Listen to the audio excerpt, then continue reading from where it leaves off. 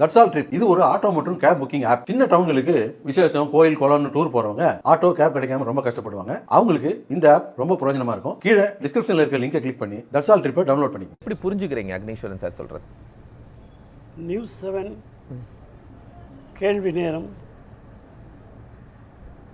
நேயர்களுக்கு என்னுடைய பணிவான வணக்கத்தை தெரிவித்துக் கொள்கின்றேன். நம்முடைய அதிர்ஷ்டமோ நல்வாய்ப்போ இபிஎஸ் இடத்துல அக்னீஸ்வரன் இல்லாமல் போய்விட்டார். ஏனென்றால் இவர் பேசுவது போல இபிஎஸும் பேசினார் என்றால் என்ன நடக்கும் என்பது உலகத்துக்கே தெரிந்த விஷயம். நாம் கூட்டணியிலே இருக்கிறோம், ஐஜேகே உள்பட கூட்டணியிலே இருக்கிறோம். எங்களுடைய முதலமைச்சர் வேட்பாளர் எடப்பாடி பழனிசாமி அவர்கள் பகிரங்கமாக அறிவித்திருக்கக்கூடாது, அறிவித்திருக்கிறோம். அந்த எந்த கட்சி என்றால் அதிமுக தான் பெரும்பான்மையாக வரக்கூடிய கட்சி. இது எல்லாருக்கும் தெரியும், குறைந்தபட்ச அறிவுள்ளவர்களுக்கு கூட அது புரியும். அப்படி இருக்கும் பொழுது அந்த அதிமுகவின் தலைவராக எவர் தேர்ந்தெடுக்கப்படுகிறாரோ அவர்தான் முதலமைச்சராக வர முடியும். இன்றைய நிலையில் அவர் எடப்பாடியாகத்தான் இருக்கிறார். எனவே என்டிஏ முழுவதும் எடப்பாடியைத்தான் முன்னிறுத்துகிறது, அவரைத்தான் முதலமைச்சர் என்று சொல்கிறோம். அப்படிப்பட்ட கூட்டணியை டெல்லியிலே தலைமை தாங்கி வரக்கூடிய பாரதிய ஜனதா கட்சி தலைவர்களை இப்படி மக்கள் மத்தியிலே தவறாக அவதூறாக பேசுவது என்பது இது கூட்டணிக்கான தர்மம் அல்ல என்பதை ஆதரித்து பேசக்கூடியவர்கள் சற்று கவனமாக பேச வேண்டும் என்பதுதான் என்னுடைய எச்சரிக்கையாக சொல்கிறேன். ரெண்டாவது, 21 எடப்பாடி அவர்கள் எப்படி செய்தார் என்று கேட்டார்கள். 21 எடப்பாடி யாரு? தமிழகத்தினுடைய முதலமைச்சர், தமிழகத்தில் வலிமை பொருந்தியவராக இருந்த முதலமைச்சர் தனக்கு முதன்மை பதவி இருக்கிறது, அதிகாரம் இருக்குது என்பதற்காக டெல்லி ஆகட்டும் யாராகட்டும் என்னுடைய மாநிலத்தில் நான் தான் ராஜா, நான் சொல்கிறது நீங்கள் கேட்கணும் என்று நினைப்பது இயல்பு தானே. அந்த நினைப்பிலே தான் அப்படி செய்தார்கள். ஆனால் தோற்றுவிட்டார்கள். அவர் எடுத்த முடிவு தானே எல்லாமே.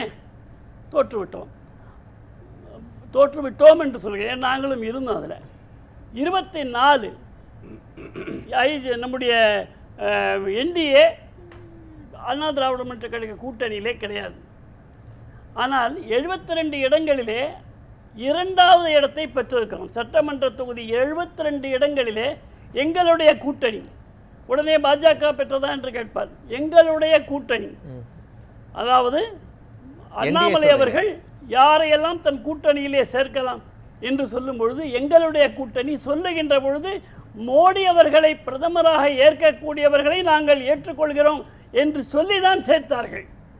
எனவே அவர்கள் எங்களுடைய கூட்டணி.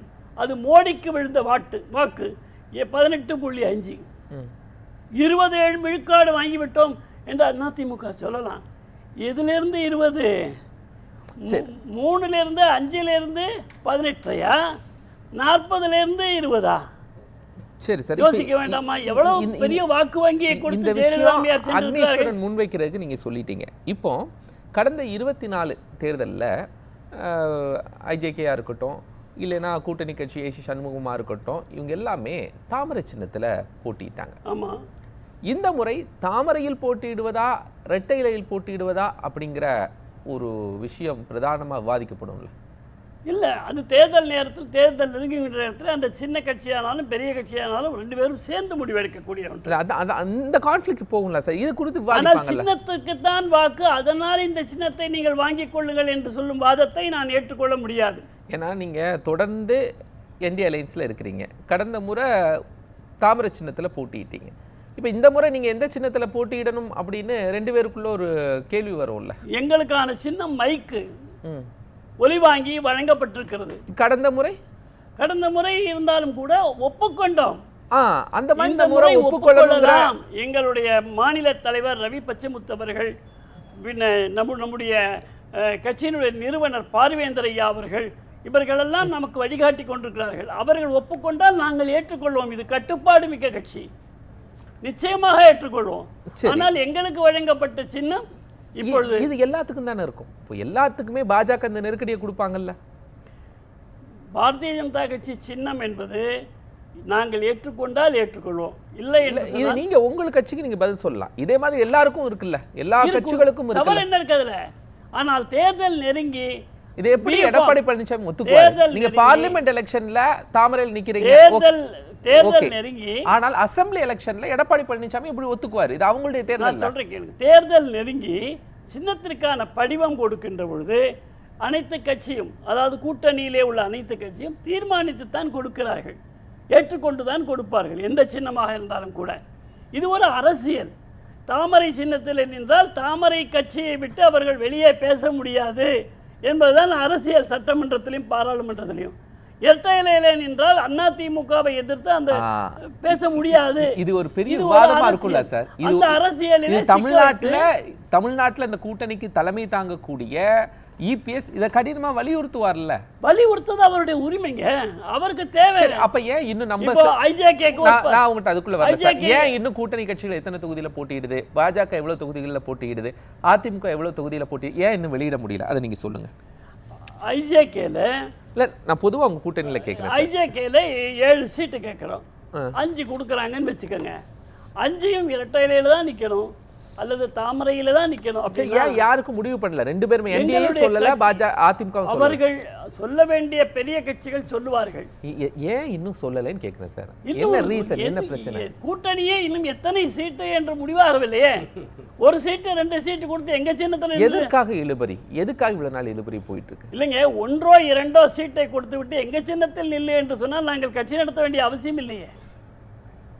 ஒரு 10 சீட்டு கொடுங்க, உங்க சின்னத்திலே நின்று போறோம். இப்ப பாருங்க சார், பாஜகவா அதிமுகவா அப்படிங்கிற போட்டியில அமமுக, பாமக, ஐஜேகே நீங்க எல்லாம் சிக்கி தவிக்கிறீங்கல்ல. எல்லாரும் ஒத்து போவோம். சிக்கி தவிக்கிறீங்கல்ல, உங்களால தேர்தல் பண்ணல. சின்ன விஷயமே இப்ப சிக்கல. இப்ப சிக்கி இடங்கள் என்பது இன்னும் சிக்குதல் என்று சொல்வதை விட இன்னும் காலம் இருக்கிறது. நன்றாக பேசி தீர்மானிக்கிறோம். இப்போ கூட்டங்கள் எல்லாம், ஆர்ப்பாட்டங்கள் எல்லாம் திராவிட முன்னேற்ற கழக அரசை எதிர்த்து எல்லா கட்சியும் சேர்ந்து தானே செய்கின்றன. மோடி அவர்கள் வரும்பொழுது சின்ன கட்சியிலிருந்து ஆண்ட கட்சி வரை ஒன்றாகத்தானே மேடையில் இருக்கிறார்கள். எங்களுடைய தலைவர் வேந்தர் ஐயாவும் பச்சைமுத்து ஐயாவும் மேடையிலே தானே இருக்கிறார்கள். 2 சீட்டு கொடுப்பாங்கன்னு மேடையில் ஏற்ற விட்டாங்களா? அப்போ எல்லா கட்சியும் ஒன்றாக பரப்புரை செய்து கொண்டிருக்கிறது. எத்தனை சீட்டுகள் என்று வரும்பொழுது அந்த சீட்டுகளுக்கான படிவங்களை கொடுக்கின்ற நேரத்தில்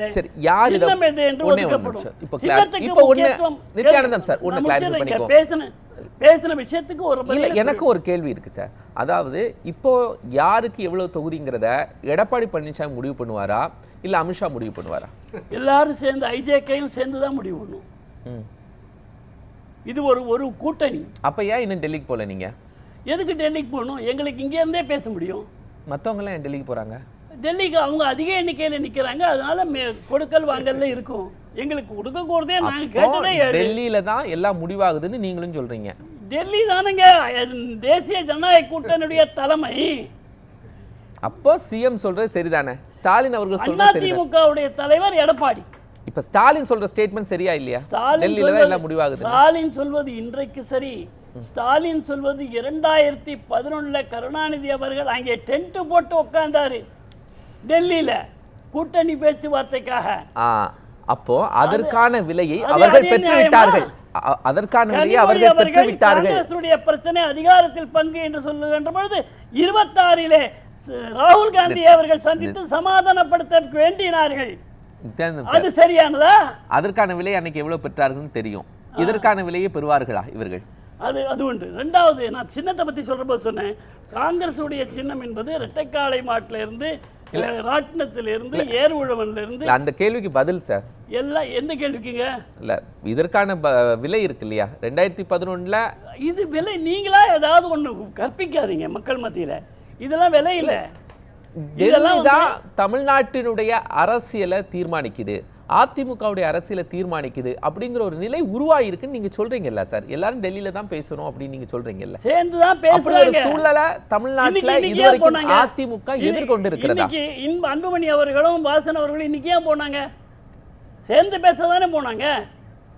நீங்க தான் சார் சொல்லணும், நீங்க தான் கூட்டணியில இருக்கீங்க. சேர்ந்து பேசுவதற்காகத்தான் சென்று இருக்கின்றார்கள். எங்களுக்கு மோடி மீதோ என்டிஏ தலைமை மீதோ சேர்ந்து பேசுறதா இருந்தா சேர்ந்து பேசுறதா இருந்தா எல்லாரும் சேர்ந்து இருந்து பேசுறதா, சேர்ந்து பேசுறது. ஒருத்தர் நைட்ல போய் பேசிட்டு வந்துடுறாரு. இந்திய ஜனநாயக கட்சியை பொறுத்தவரையிலே பதில் நீங்க சொல்லணும். இந்திய ஜனநாயக கட்சியை பொறுத்தவரையிலே தேசிய ஜனநாயக கூட்டணி தலைமை மீது நம்பிக்கை இருக்கிறது. நீங்கள் இத்தனை சீட்டை போட்டியிடுங்கள் என்றால் உங்களுக்கு நம்பிக்கை இருக்கு சார். தீய சக்தியை வீழ்த்துவதற்கு எந்த விலையும் கொடுக்க நாங்கள் தயாராக இருக்கிறோம். மற்றவர்கள் அதிலே கூட்டணியா பேசுறார்கள். தேசிய ஜனநாயக கூட்டணி என்று சொன்னால் கோபப்படுவதற்கு என்ன இருக்கிறது? தேசிய ஜனநாயக கூட்டணியிலே எடப்பாடி முதல்வராக இருக்கக்கூடாதா? அப்ப இதை கிளாரிஃபை பண்ணுங்க சார். தமிழ்நாட்டில் எடப்பாடி கூட்டணி தலைமையா, என்டிஏ கூட்டணி தலைமையா? தமிழ்நாட்டை பொறுத்தவரையிலே தேசிய ஜனநாயக கூட்டணியுடைய தலைவர் எடப்பாடி. அது தெளிவா புரிஞ்சுக்குங்க. அப்ப இது அதிமுக கூட்டணி இல்ல. அதிமுக கூட்டணி அல்ல, இது தேசிய ஜனநாயக கூட்டணி. மோடி அவர்கள் வரும்பொழுது கூட அதுதான் சொல்றாரு, அமித்ஷா வரும்போது கூட அதுதான் சொல்றாரு. ஆனால் தமிழ்நாட்டு மக்களுக்காக சார் இப்போ திமுக கூட்டணியா இந்தியா கூட்டணி அப்படின்னா திமுக கூட்டணின்னு சொல்லிடுறாங்க. பட் இங்க அதை உங்களால ஏன் சொல்ல முடியல? திமுக கூட்டணின்னு ஏன் சொல்றாங்க, எப்போ சொல்றாங்க? ஆட்சியில் இருக்கிறார்கள். எடப்பாடி அவர்கள் எப்படி 21 சொன்னாரோ அப்படி சொல்றாங்க. காங்கிரஸோடு பாதிக்கு பாதி கொடுத்தாங்கன்னு கொஞ்சம் முன்னாடி சொன்னார் அவரு. திமுக கூட்டணியாக இருந்தால் ஏன் கொடுக்கணும்? பலவீனமாக இருக்கின்ற பொழுது கொடுப்பார்கள். புரியுதா உங்களுக்கு? பலவீனமாக இருக்கின்ற பொழுது கொடுப்பார்கள். அரசியல் கட்சி நடத்தக்கூடியவர்கள் எங்களுக்கு எவ்வளவு சீட்டு கிடைக்கும் என்பதாகத்தான் பார்ப்பார்கள். அது விட்டு கொடுப்பதற்கு தீய சக்தியை ஒழிக்க வேண்டும், நீ 230 நில்லு, நாங்கள் 4 நின்னுக்கிறோன்னு பிஜேபி நினைக்குமா? நினைக்காது. அதில் ஒரு நியாயம் இருக்குது. எங்களுக்கு 60 சீட் வேணும், 50 சீட் வேணும் அவங்க கேட்குறாங்க. எங்களுக்கு 7 சீட் வேணும்னு ஐஜேகே நாங்கள் கேட்குறோம். ஆக எல்லோருக்கும் கட்சியை வளர்க்க வேண்டும், கட்சியினுடைய சட்டமன்ற உறுப்பினர்கள் அங்கே இருக்க வேண்டும், இப்படித்தான் சட்டமன்ற உறுப்பினராக இருக்க வேண்டும் என்பதை மக்களுக்கு காட்ட வேண்டும் என்று எங்களுக்கு இருக்கிறது. எனவே 2 பேர் வந்தாலும் கூட நிச்சயமாக இந்த 2 எம்எல்ஏக்களை போல் இருக்க வேண்டும் என்று காட்டுவோம் நாங்கள். எனவே தான் நாங்கள் அமைதியாக இருக்கிறோம். நீங்கள் எத்தனை சீட்டு வேண்டுமானாலும் கொடுங்கள், 7 கேட்டு இருக்கிறோம். எங்களுடைய நீங்க கேட்டிருக்கீங்க, அவங்க கொடுப்பாங்க அப்படிங்கறதெல்லாம் யார் முடிவு பண்றா? அமித்ஷா முடிவு பண்றாரா, எடப்பாடி முடிவு பண்றாரா? எல்லோருமாக சேர்ந்து நீங்க சேர்ந்து பேசவே இல்ல. இதுல மேஜர் இதுல வந்து இல்ல நீங்க சேர்ந்தே இன்னும் பேசலன்னு சொல்றீங்க சார். எப்ப நீங்க சேர்ந்து பேச போறீங்க? ஆன்லைன்லயா, ஜூம் மீட்லயா? தேர்தல் உங்களுக்கு வந்து வேட்புமனு தாக்கல் தொடங்கிடுச்சா? சின்னம் ஒதுக்கப்பட்டு விட்டதா? அதுக்கப்புறம் தான் டெல்லியில ஏங்க முதல் நாளே மாறக்கூடிய நிகழ்ச்சியெல்லாம் நம்ம சட்டம் நம்முடைய தேர்தலில் பார்த்து சார் எல்லாம் பேசுறதுக்கு டெல்லிக்கு போனாங்கல்ல, எல்லாரும் போகணும்ல, ஏன் எல்லாரும் சேர்ந்து போகல? சேர்ந்து கூட்டம் நடத்தணும்ல? நான் உங்களுக்கு ஏற்கனவே திரும்ப திரும்ப சொல்கிறேன், தேசிய ஜனநாயக கூட்டணியை பொறுத்தவரை எல்லோரும் அவர்கள் எந்த சின்னத்தில் இருக்க வேண்டும் என்று தீர்மானிக்கிறார்கள். அந்த சின்னத்தை ஏற்றுக்கொள்கிறார்கள். யாரும் யாரையும் இதைத்தான் ஏற்றுக்கொள்ள வேண்டும், இதில் தான் மக்களை சந்திக்க வேண்டும் என்று சொல்லவில்லை. இப்போ தாமரையோ இரட்டையரையோ சென்றால் உங்களுக்கு ஒரு 50,000 20,000 ஓட்டுகள் கூட வரும் என்று சொல்லி எங்களுடைய தலைவர்களுக்கு அவர்கள் வலியுறுத்தினால் ஒருவேளை அது சரியாக இருக்கும் என்று நாம் கருதினால். உங்க தலைவரை யார் சந்திச்சாங்க? பியூஷ் கோயல் சந்திச்சார். ஆமாம். ஓகேயா? தமிழ்நாட்டில் பாஜகவுடைய தேர்தல் பொறுப்பாளர் பியூஷ் கோயல். ஆமாம். திமுக கூட்டணிக்கு கிறிஸ் ஜோடங்கர், திமுக காங்கிரஸ் கூட்டணிக்கு அவர் தான் எல்லாம் பேசினார். ராகுல் காந்தி பேசல, மல்லிகார்ஜுன கார்கே பேசல, சோனியா காந்தி பேசல. யார் பேசினாங்க? கிறிஸ் ஜோடங்கர் பேசினார். திமுக வந்து ஆனால் திமுக இங்க இருக்கிறாரே, நீங்க திமுகவினுடைய தலைவர் இதுவரை காங்கிரஸ் கட்சியினுடைய தலைவருடன் பேசியிருக்கிறாரா? சஞ்சய் காந்தி ராகுல் காந்தியிடம் பேசியிருக்கிறாரா? எப்பவுமே பிரதர் ராகுல் காந்தி இவருக்கு பிரதர், டியர் பிரதர். இல்ல அங்கதான் திமுக டாமினேட் பண்றாங்க. திமுக அங்க டாமினேட் பண்றாங்கல்ல, இங்க ஏன் அப்படி டாமினேட் பண்ண முடியல? நாங்க அப்டேட் பண்ணுவோம். நாங்க இந்த மாதிரி வடவட குழக்கெல்லாம் பண்ணிட்டு இருக்க மாட்டோம். தெளிவான பிறகு மக்கள்கிட்ட சொல்லுவோம். இதுல வெளிப்படை நானும் நீங்க பேசிட்டு முடிவாகாத ஒரு விஷயம் வெளியில சொன்னா அதுக்கு பேர் வெளிப்படையா கிளாரிஃபை பண்ணிருங்க. நான் வந்துடுறேன் சார். இப்போ பியூஷ் கோயல்கிட்ட ஏன் அதிமுகவோ இவங்களோ ஃபைனலா பேசாம டெல்லிக்கே போறாங்க? அது மட்டும் சொல்லுங்க, என்ன சிக்கல்? அவர்களுக்கு பியூஷ் கோயலோடு பேசி அந்த பேச்சு ஏதேனும் ஒரு சிறு இடங்களிலே அவர்களுக்கு நெருடல் இருந்திருக்கும். நீங்கள் அதை தலைமையிலே கேட்டுக்கொள்ளுங்கள் என்று அவர் சொல்லியிருப்பார். இயல்பு தானே, எல்லா இடத்துலையும் உள்ளது தானேங்க. அதனால பியூஷ் கோயலை அவமானப்படுத்திட்டு அங்கே போயிட்டார். அப்படி கிடையாது. சரி, பியூஷ் கோயலும் அப்படித்தான் இருந்தார். ஏன் நேற்று பாண்டிச்சேரியில் என்ன நடந்தது? சரி, பாரதிய ஜனதா கட்சியை காக்க வைத்து விட்டு அவர் திருச்செந்தூர் போறேன்னு போயிட்டார் முதலமைச்சர். அதெல்லாம் அவமானமாக எடுத்துக்கொண்டால் கட்சியிலே இருக்க முடியாது. நம்முடைய இலக்கு என்ன? நாம் ஆட்சி மாற்றம் ஏற்படுத்த வேண்டும் என்று தமிழ்நாடு, ரங்கசாமி அவர்கள் தொடர வேண்டும் என்று பாண்டிச்சேரி, கூட்டணி தொடர வேண்டும் என்று புதுவை, அதான் பாண்டிச்சேரி. நன்றி சார். அப்படி இருக்கின்ற பொழுது நெளிவு சுழிவுகளை தெரிந்து மக்களுக்கு எது நல்லதோ அதை நாங்கள் தேர்ந்தெடுப்போம். அப்படி எடப்பாடி அவர்கள் தலைமையாக இன்றைக்கு ஏற்றுக்கொண்டிருப்பது மக்கள் நலனுக்காக தான். அதை தவிர்த்து சிலது கண்டிப்பாக இருக்கத்தான் செய்யும். டெல்லியிலிருந்து அதிமுக எடப்பாடியே அதை பொறுமையா இருக்கு. அவரை ஆதரிப்பதாக சொல்லக்கூடியவர்கள் அமித்ஷாவையும் அல்லது தேசிய கட்சிகளையும் சொல்வது என்ன நியாயம்? சரி, நன்றி நன்றி. தேசிய கட்சி தனியார் சட்டை கேட்டறேன் முடிச்சிடுறேன். தேசிய கட்சியில இருந்தாலும் தேசிய கட்சி மேல இவ்வளவு பாசம் வச்சிருக்காரு. இதுதான் உள்ளடி. அது ஏங்க இந்திய ஜனநாயக கட்சி, அது இந்தியா தேசிய கட்சி தான். சரி, நான் ஐஜேகே நான் சொல்றேன் கேளுங்க. ஒரே ஒரு விஷயம் முடிச்சிடுறேன். ஒரே ஒரு விஷயம், பாரதிய ஜனதா கட்சி உள்ளே வந்துவிடும், வந்தால் மாநில கட்சிகளை அரித்து தின்றுவிடும் சொல்றாங்களா இல்லையா?